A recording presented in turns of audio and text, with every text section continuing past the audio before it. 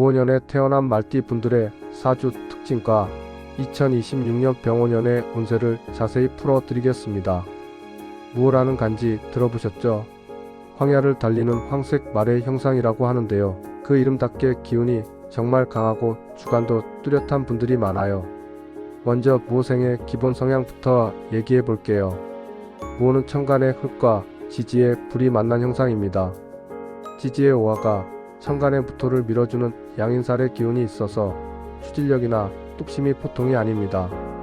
한번 마음먹은 건 끝까지 밀고 나가는 스타일이에요. 성격은 뒤끝이 없고 시원시원해서 주변에서 속 편하다는 말을 많이 듣는데요. 반대로 고집이 워낙 세다 보니 남의 말을 잘 안 듣는다는 소리도 함께 듣죠. 그리고 재물보다는 체면과 명예를 더 중요하게 생각하는 경향이 있어서 한 분야의 전문가나 리더가 되는 분들이 많아요. 자, 그럼 2026년 운세로 넘어가 볼게요. 올해는 병오년 붉은 말의 해입니다. 무오생 입장에서 보면 내 사주 지지에 이미 오화가 있는데 올해 또 오화가 하나 더 들어오는 구조예요. 불 위에 불이 더 얹히는 셈이라고 보면 됩니다. 총운으로 보면 화 기운이 절정에 달하는 해예요. 에너지가 넘쳐서 뭔가 해내기엔 좋은 해인데 문제는 너무 뜨거우면 탄다는 거잖아요. 과유불급, 딱 이 말을 올해 내내 마음에 새겨두시면 좋겠어요. 사업이나 직장 이야기를 하자면 승부욕이 강해져서 성과를 낼 수 있는 좋은 기운이 들어오긴 해요. 그런데 그 승부욕이 지나쳐서 혼자 독단적으로 결정을 내리다 보면 주변 사람들과 마찰이 생길 수 있거든요. 올해는 협력이 정말 중요합니다. 나 혼자 다 잘할 수 있다는 생각보다는 주변 사람과 함께 가겠다는 마음가짐이 필요해요. 재물로는요, 돈이 들어오는 통로는 분명히 열려 있어요. 그런데 나가는 문도 그만큼 크게 열려 있다는 게 함정입니다. 충동적인 투자나 큰 지출은 올해만큼은 정말 신중하게 생각하고 결정하세요. 건강은 특히 조심하셔야 해요.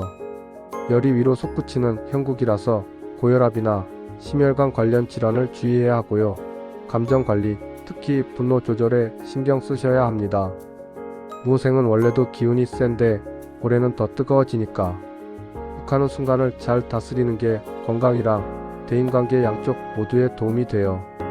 무오생을 위한 조언을 좀 더 드리자면 올해는 일부러라도 열기를 식히려는 노력을 하셔야 해요. 사주에 불과 흙이 너무 많아지면 건조해지고 갈라지거든요.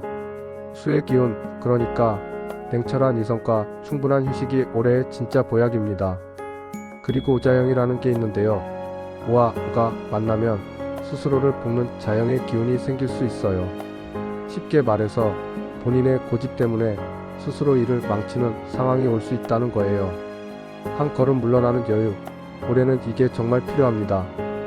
대인관계에서도 마찬가지예요. 무오생의 기운이 너무 강하면 상대방이 오히려 위축될 수 있거든요. 부드러운 말투로, 그리고 상대방 말을 잘 들어주는 자세로 임하는 게 큰 행운을 불러옵니다. 이번엔 태어난 달에 따른 이야기를 해볼게요. 무오생이라도 어느 달에 태어났느냐에 따라 성격과 운의 흐름이 꽤 달라지거든요. 봄에 태어나신 분들부터 볼까요?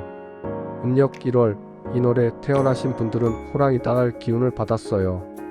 관성, 그러니까 사회적 지위와 관련된 기운이 강해서 리더십이 뛰어나고 조직에서 중책을 맡는 경우가 많아요. 다만 명예욕이 너무 강하다 보면 스스로를 피곤하게 만들 수 있으니 적당히 내려놓는 법도 익히셔야 해요. 음력 2월, 6월생은 토끼달 기운이에요. 정간의 기운이라서 성격이 합리적이고 타협을 잘하는 편이에요. 무오생 특유의 고집이 좀 순화되어 있어서 대인관계가 원만하고 공직이나 교육계에 잘 어울리는 분들이 많아요. 음력 3월, 진월은 용달이에요.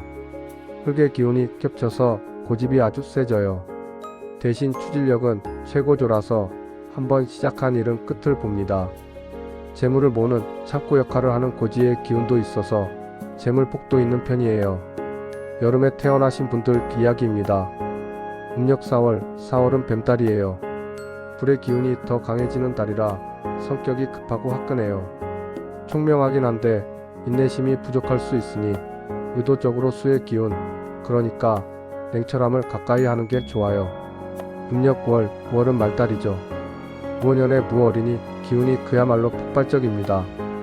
에너지를 발산하는 직업, 예술가나 운동선수 같은 쪽이 잘 맞고요. 자기 주장이 워낙 강하니 충돌을 주의하셔야 해요. 음력 6월, 2월은 양달이에요.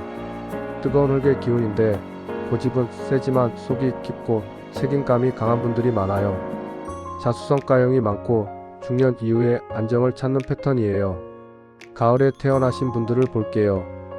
음력 7월, 신월은 원숭이 달이에요. 금의 기운이 들어와서 식복이 좋아요.